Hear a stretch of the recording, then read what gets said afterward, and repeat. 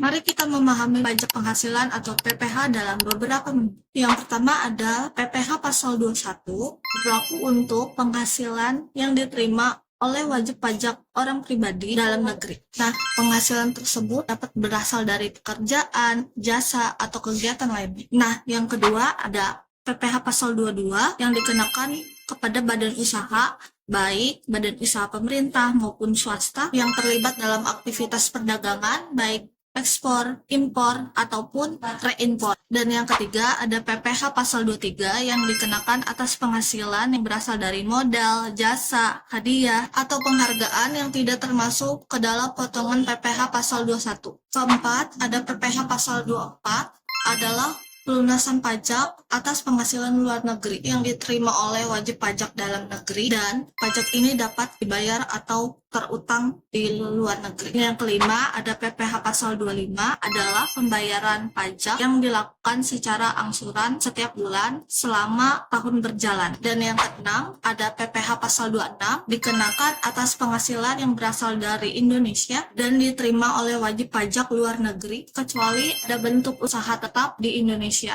7 ada PPh pasal 28A adalah kelebihan pembayaran pajak yang diterima oleh wajib pajak baik orang pribadi maupun badan ketika pajak yang terutang dalam SPT tahunan lebih kecil dari kredit pajak yang ada. Dan yang kedelapan ada PPh pasal 29 adalah pajak yang harus dibayarkan oleh wajib pajak baik orang pribadi maupun badan jika pajak yang terutang dalam SPT tahunan lebih besar daripada kredit pajak yang diterima. Dan yang kesembilan ada PPh pasal 4 ayat 2 adalah pajak atas penghasilan yang bersifat final, artinya tidak dapat dikreditkan dengan pajak penghasilan lainnya. Yang ke-10 ada PPh pasal 15 dikenakan kepada wajib pajak yang bergerak pada industri pelayaran, penerbangan internasional, dan perusahaan asuransi asing. Nah, jadi itu dia macam-macam pajak penghasilan atau PPh.